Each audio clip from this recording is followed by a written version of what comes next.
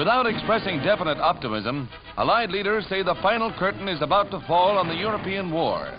Two of our armies have driven into the Saar, as the Russians battle just a few miles east of Berlin.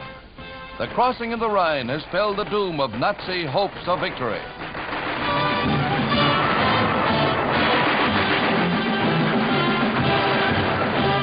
The crossing of the Roer River was a preliminary step before we assaulted the Rhine at Remagen and crossed that river for the first invasion of Germany at this point since 1805.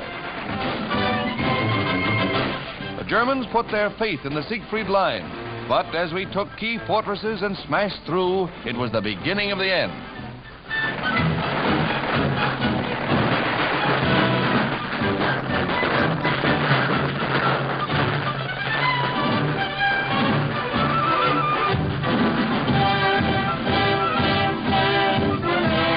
The Allies have taken more than 1 million prisoners since our invasion of France. This bag has meant the end of the German army and all the Nazi thoughts of conquest. In the course of our rapid advance, forced laborers were freed from manufacturing centers that we reduced to rubble. Allied strategy called for the leveling of towns if it meant saving the lives of our boys.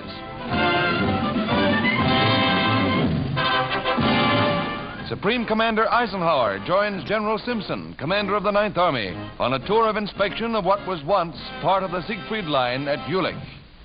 This is one of the first places where we cracked the shell of Nazi resistance and brought the Hun to his knees. The speedy push of the Allied armies caught the Germans by complete surprise, they have admitted. And when G.I. Joe passes through town without a chance for a howdy, the civilians can only stand by and watch. Watch, for example, these 4 men about town.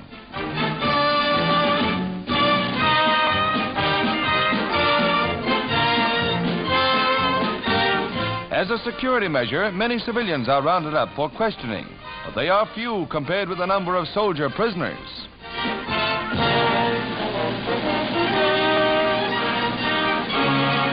As the American troops approached Cologne, they freed countless numbers of Russian and Polish prisoners who were forced laborers under the German heel.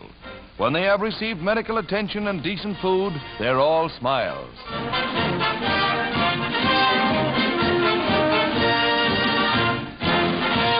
The GIs can make friends at the drop of a Nazi.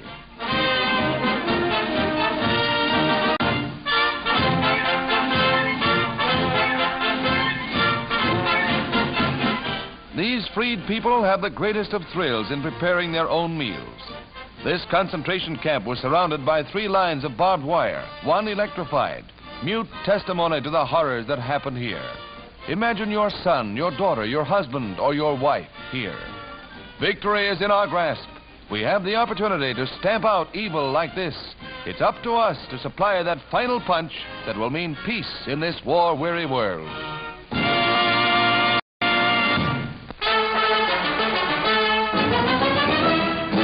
Air warfare, terrifying and devastating, has returned 100-fold to Germany. RAF Lancasters unload everything from 500-pounders to blockbusters on Pforzheim, important industrial center.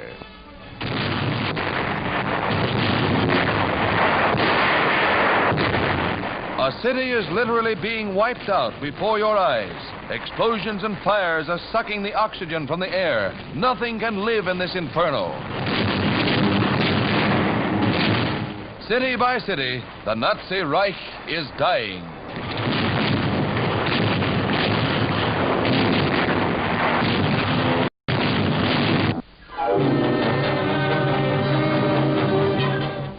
These are Americans who have known all that the Jap can dish out in brutality.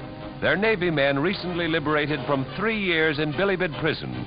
Years spent on rations of rice, corn, and soybeans that approximated 1/2 pound per day. Here men died slowly, despairingly. Navy pictures beyond the power of words show what the Japs did.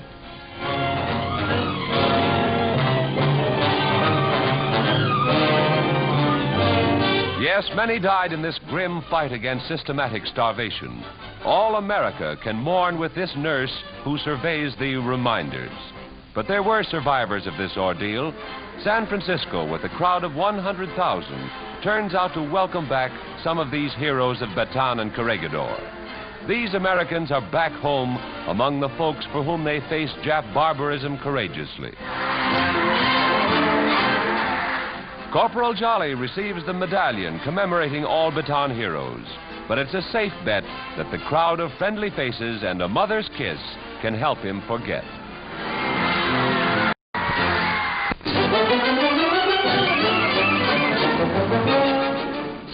Sport parks in other sections of the country may still feel the grip of winter, but Southern California gathers at the Los Angeles Coliseum to witness a rodeo packing plenty of dynamite. These Broncos are built entirely of steel springs. And speaking of spring, looks like an early fall.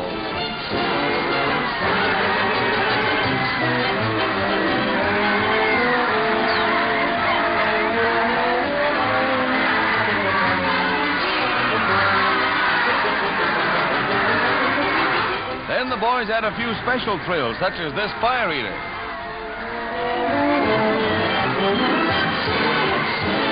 And if your pre-war model can take it,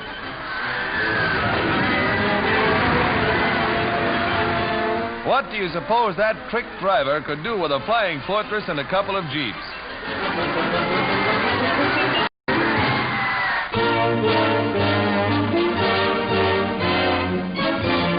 Thousands of Canada's servicemen and women returning to civil life are being groomed for post-war careers in training centers all over the Dominion. Among the many useful trades offered under the plan is bricklaying, and many skilled machinists will be needed for peacetime industry.